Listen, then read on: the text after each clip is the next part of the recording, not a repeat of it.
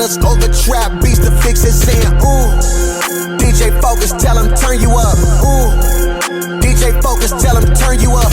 Ooh. Welcome back, DJ Focus, Dice Gamble. You tap back into the Fixx, your source for faith-infused hip-hop, R&B, and poetry. And you know what time it is. Let's go ahead and hop into this exclusive today. So yeah, let's be very clear. We celebrating 50 years of hip-hop, so you know everybody know where it originated from. All the heavy spitters come from NYC, and listen, today we have a heavy lady in the game who's been doing some powerful things when you talk about rapping and in some other spaces too as well that I know she's going to talk about. But yeah, we are celebrating 50 years of hip hop. NYC is definitely always the first thing that we talk about. So without further ado, help me welcome in one of the ladies in CHH that's doing powerful things. Serious Voice. What's going on, sis? I'm good. I'm blessed, and I appreciate you guys having me on. Absolutely. You long overdue. I feel like we about a year out the way. We should have been had you on. You've been doing some stuff for a long time. Yeah. You a vet in the game. You not like up and coming. So that's why I wanted to paint that picture of hip hop and the history of hip hop. So first, yeah, I want to ask you that off the gate. You know, we are celebrating 50 years of hip hop. What does 50 years of hip hop mean to you personally, and what do you think the culture is all together? I think that hip hop started as something to edify the people. It was never meant to downplay the people, any people. Let me just put it out there, because sometimes we try to just make it a black thing, or whatever thing we're trying to make it, but it was meant to edify people, to keep people going, to empower people, to affirm people. And over the years it's turned into something else. And so this year in particular, as we celebrate 50 years, I see a lot of old school rappers from the 80s, the 90s, 2000s. They're coming back and they're doing what we should have been doing all along. At some point, things just changed. It became about the flesh, if we want to get into the spiritual, because this is, about the Christian walk. At some point, it became about the flesh, where as a female rapper, women were told, okay, you got to take all your clothes off in order to get some kind of press, to make some kind of headway. You've got to expose yourself. And now to the point where we've had mainstream artists, they take everything off on the album cover. Like there is nothing to wonder about, because it's all there. And so I feel like there's been a turn this year, and I see it even with Christian hip hop. There's been a turn back to empowering each other and affirming people within the community. And as far as the gospel community is concerned, we're embracing each other, no matter what level. If you're new to the game or you've been around for a while like myself, everybody's embracing each other, embracing our mission, which is to tell somebody about Christ through the music, through the ministries like the Fixx, and to bring them in, give them an opportunity to come on in. And I love that. And for me, hip hop is everything. Hip hop saved me. God used hip hop to save me, because I lived in an abusive home. At one point, and a lot of people, even my family, probably don't know this, but at one point I was carrying around a gun in my backpack because I was so upset and so angry with my stepdad that at one point in my head, I was like, man, either I'm going to take him out or he's going to take me out. But as a Brooklyn girl, I was like, he sure ain't going to take me out, because I was bent on not being taken out, because I loved my life. And obviously that was, the wrong mindset. Let me just put that out there, because we're not here to promote violence, but that's the place that I was at. And so listening to hip hop kept me going and made me realize, okay, like this is crazy. I can't be running around going to school with a gun in my backpack. And at that time, we had metal detectors. So at some point I would get caught. But only by the grace of God, I never got caught. Because when I look back at some of the crazy stuff I did, my goodness. But for me, it was a lifesaver. God used hip hop to save me. And so today, as a Christian, as an ordained minister, I'm continuing that trend by putting music out there that will edify, that will save some boy or some girl. That's good. Listen, you said so much. I want to just backtrack and unpack a little bit more of that. Where do you think especially when the message, I heard you clearly say, it's shifting and it's getting back to a place and we're all kind of happy about. But on the gospel and the Christian hip hop side, but of course on the mainstream side, you say it's shifted to a place we don't like. Where do you think? So I'm gonna go back to when I first fell in love with hip hop. To your point, absolutely, hip hop told a story. It told stories of just different things we were going through in our community, within our culture, and everything. And it was more uplifting. Where do you think the shift changed to where it started to be more toxic? To where it was all these negative messages, and we know they're pushing this agenda with spiritual warfare and talk about demons and demonic presences. Like, where do you think that shift started? In the era where, and I'm gonna speak for the women again, where you had Lil Kim coming in, scantily clad. And it was so encouraged and she was applauded for doing that. Yes, Lil Kim is a force to be reckoned with. But again, this is what I looked at every day on TV and listened to all the time. So that becomes a part of you, and it messes up your mind to the point where you feel like, well, if I'm not shaking something and if I'm not showing something, that I must not be a real artist. I must, I'm not valid. I'm not going to fit in. They're not going to accept me. So I feel like that Lil Kim, Foxy Brown era brought it in, because when I grew up on Queen Latifah, I grew up on MC Lyte. Yes. I've never seen Queen Latifah show her top or her bottom. Not ever. Not ever. Not even today. And same thing with MC Lyte. Same thing with Moni Love. So when we go all the way back to Queen Latifah UNITY days, none of that happened. But when we got Lil Kim, Foxy Brown, and of course Nicki came and basically took everything that Lil Kim did, and that was it. It was a wrap. It was a wrap at that point, and there was no turning back. To the point now, it's like every other post on Instagram by a top tier mainstream female rapper, and sometimes even us, I hate to say it, it's like something like sexy. It's like overly sexy. Why does it have to be overly sexy? I'm a married woman. I'm not going to post something that's overly sexy. And even if you're single, you're looking for someone to respect you first and not just look at you and say, oh, well, that's another accomplishment that I want to have under my belt. So I believe that was the era where it ushered everything in that nature in. And now we're kind of like, okay. But I love the fact that all of the promoters, the event organizers, they're saying, okay, Queen Latifah, come through. I love what LL Cool J is doing. Come through, Queen Latifah. Come through, Moni Love. Like, they're taking us back, reminding us. And for the young ones who don't remember what Queen Latifah did, what Moni Love did, they need to go back and do their homework. What, a lot of the early ladies in Christian hip hop, come on. And by the way, I'm gonna say this. Salute to Mahogany Jones. Like, I salute to Dice Gamble. Like, I gotta throw some of these names out there. Salute to Butter P. I never seen these women take it and say, hey, check out my boobs, check out my derriere. Like, it's not about that. It's about ministry. And at some point we've forgotten because we're trying so hard to be like mainstream.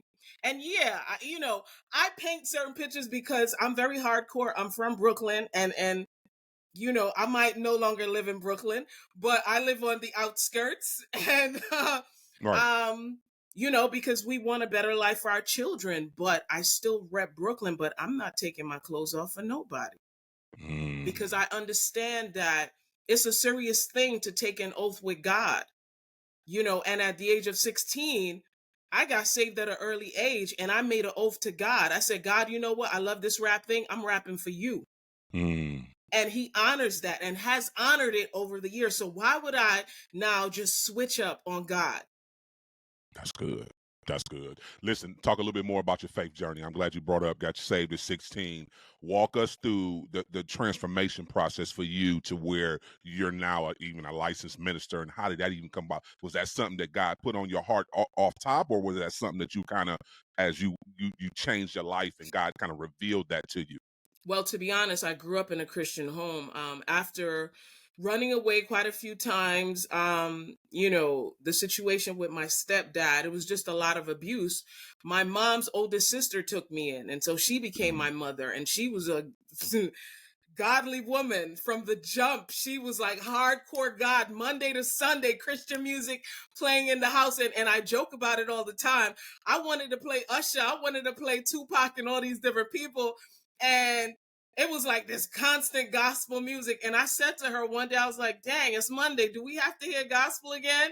And she's like, yeah, we got to hear gospel. So, and that was just the war with my spirit and the flesh. The spirit and the flesh was just constantly going at it. And finally, one day I was in my bedroom. Nobody was around. I woke up a Sunday morning on my bed and I said, God, I want to know you.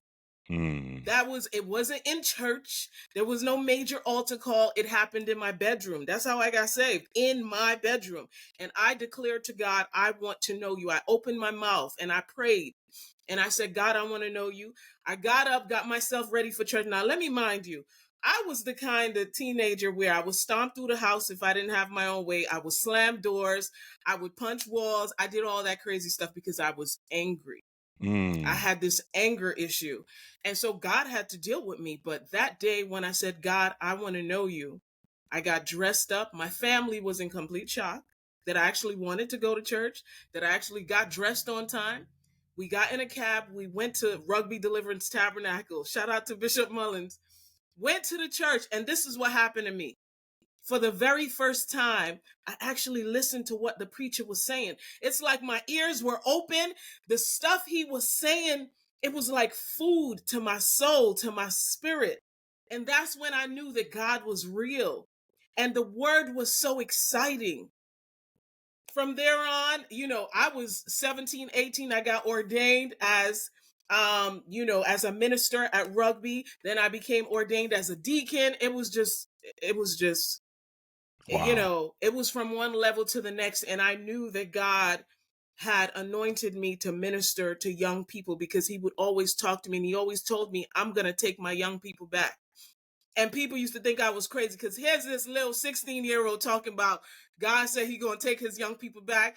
And at that time, I was teaching Sunday school because I was on fire for God, and I'm still on fire for God.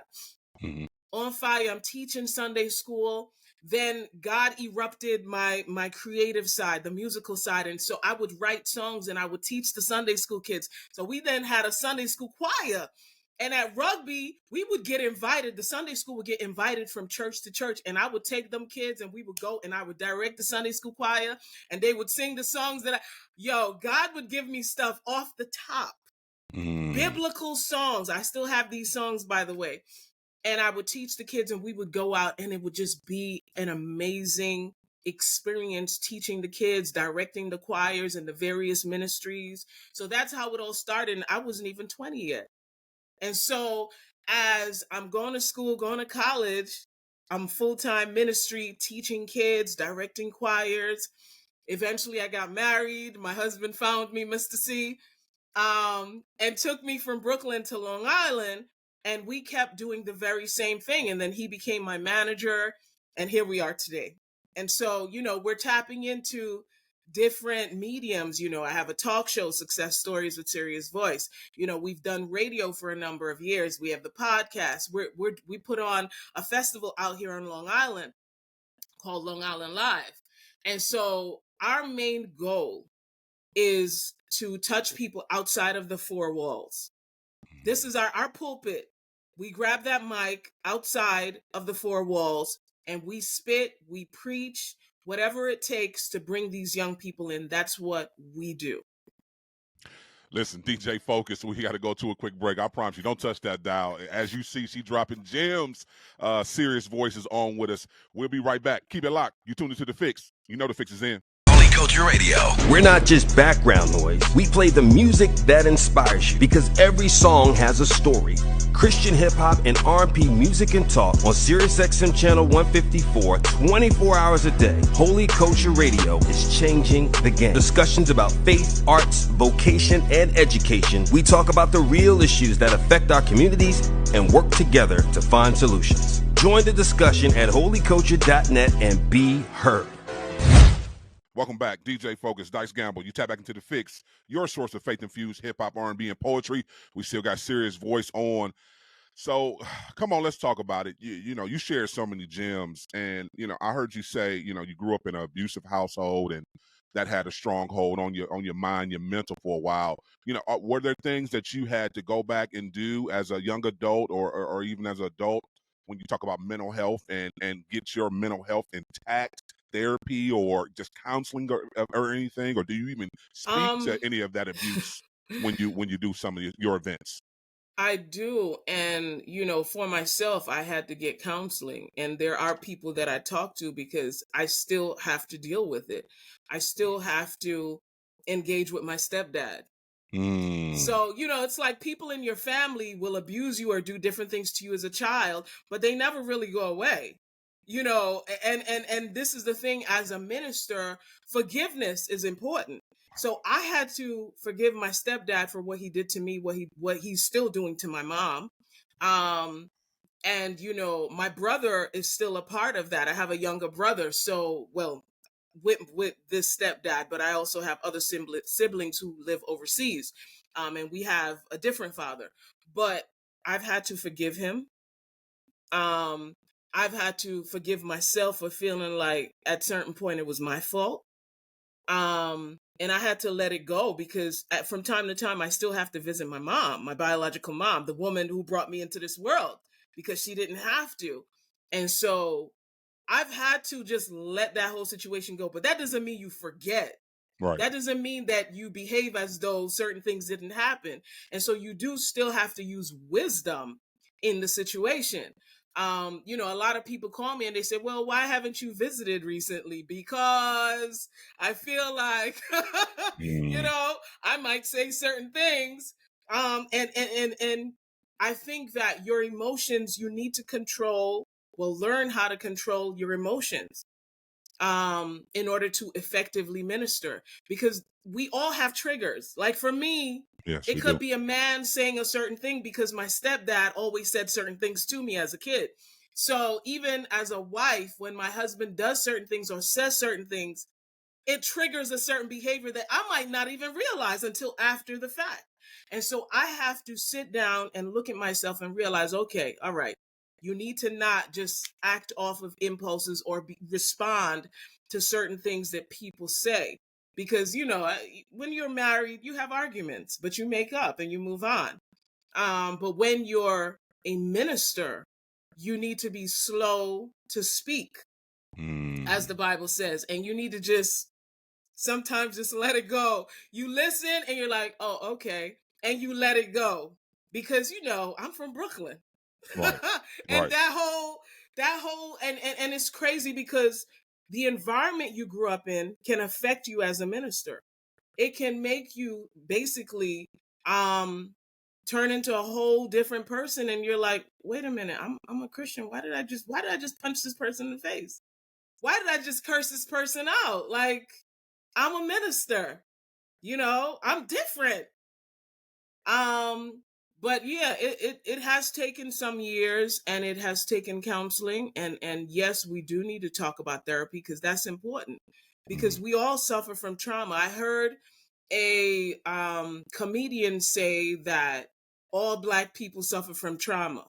We come out the womb and it's like, right. We're dealing with things that had nothing to do with us. It had to do with our great grandparents. And on the spiritual realm, that person is correct, because things do get transferred from generation to generation. But I thank God that I've been able to, with the help of Jesus Christ, break a lot of these generational curses. Out of all the young women in my family, I accepted Christ. I've been walking with him strong.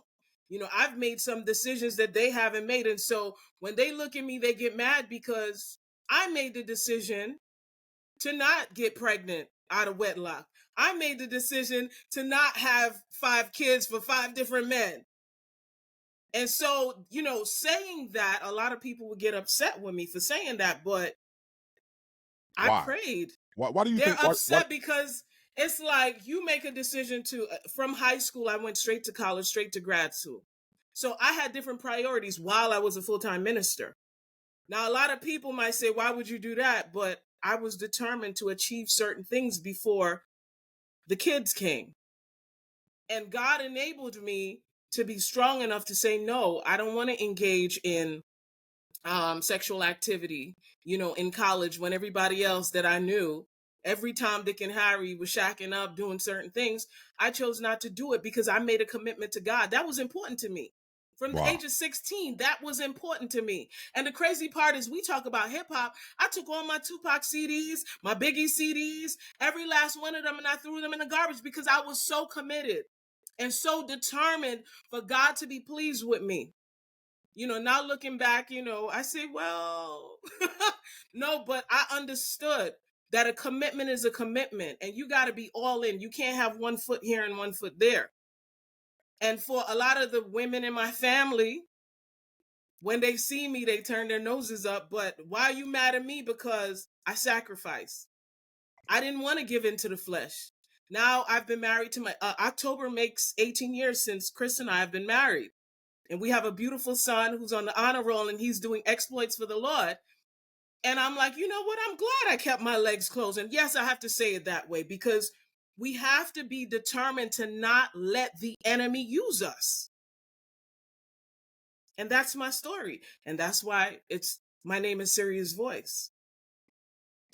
The gems is being dropped. Lord help me.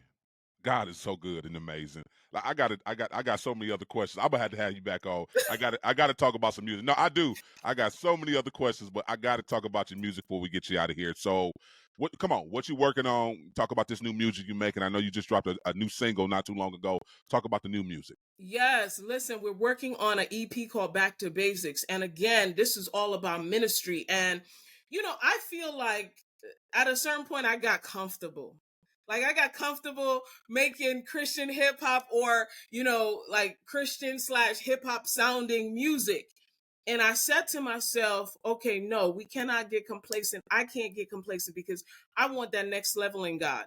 And so I sat down and I really thought about it. And I'm like, you know what? We got to get back to basics, back to the fundamentals of this Christian walk, back to praying. When's the last time we talked about praying in the music? When's the last time we talked about fasting? When's the last time we really talked about sin?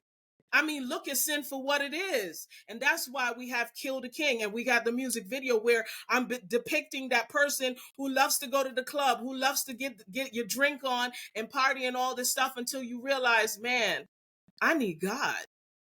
Because there still are Christians who go to church on Sunday or go to church on Saturday, but Monday to Friday, they hitting up the club. They on social media, they on OnlyFans, and they're engaging in all these fleshly things. And how effective can you possibly be when 90% of your time, your week is spent appeasing the flesh? And this is a reality. And that's what Kill the King is about. Killing all these idols that have taken the place of God. And so for a lot of us, including myself, we wake up and what do? We start scrolling. You in your bed and you on Instagram and you looking at what all your friends posted and all this stuff. And before you know it, you've taken away that time that you should devote to getting your mind right, tapping into God, saying, God, what word do you have for me today? That's cool. We take away that time and we put it on social media, and then you run out of the house, you get to the 9 to 5 or whatever the case might be, and there is no devotion. And so you continue this pattern until finally you run into a brick wall. And then you start losing faith in God. You stop trusting God and you're trusting in yourself. You're trusting in your hard work. And there's this thing now where we trust in the hustle, where if we work 70 hours a week, then things will happen for us. And sometimes it doesn't as a Christian, because God wants to remind you that it's not about the work. It's about me. Mm-hmm. It's about me, accessing me, getting deeper in me. And that's what he says in Matthew 6:33. Seek ye first the kingdom of God and his righteousness, and all these things shall be added unto you. But we focus on all these things first and the seeking last. And that's the problem. And so that's why right now we're working on Back to Basics, the EP, which the way that I'm going, it looks like it'll be a full-blown album with an extended version, because I just want to give y'all some meat. I hate dropping appetizers. I want to give y'all some meat.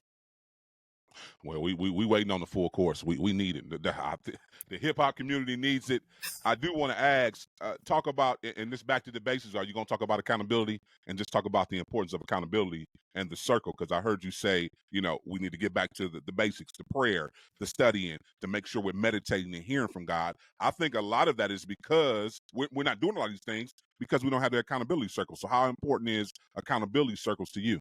Oh yeah, it's super important. It's of utmost importance. And yes, I do plan to drop a track on there that talks about your community, having the right community. And like you mentioned, accountability. Here's the other thing. Do you know how many rappers I've asked, what church do you go to? They'll name the church, but then when you say who's your pastor, they don't, it's like, Christian hip hop artists? listen. No, come on. Listen, I'm serious. I'm about to cash app you now to say some names. No, Lord help me. No. It's not about embarrassing people, What? but we've gotten to the place where we feel like, and also, COVID has also added to this because now everybody feel like virtual church is it. Oh, yes. And there's no fellowship. That No, one-on-one and the accountability, like, my pastor serving, not only fellowship. What about the serving? You have a gift that God bless you with for others, not for you. It was for others. What are you doing in His name? So yes, I am going to drop a track that talks about accountability, talk about your circle, talk about your family, the people that are around you. And it's important that we understand that we're put, like myself, oftentimes God will put me in a secular space to be the light. But do I then take on the habits of the secular space? Do I want to smoke weed? No. Do I want to get high off of Henny? No. Do I want to start talking to guys? No.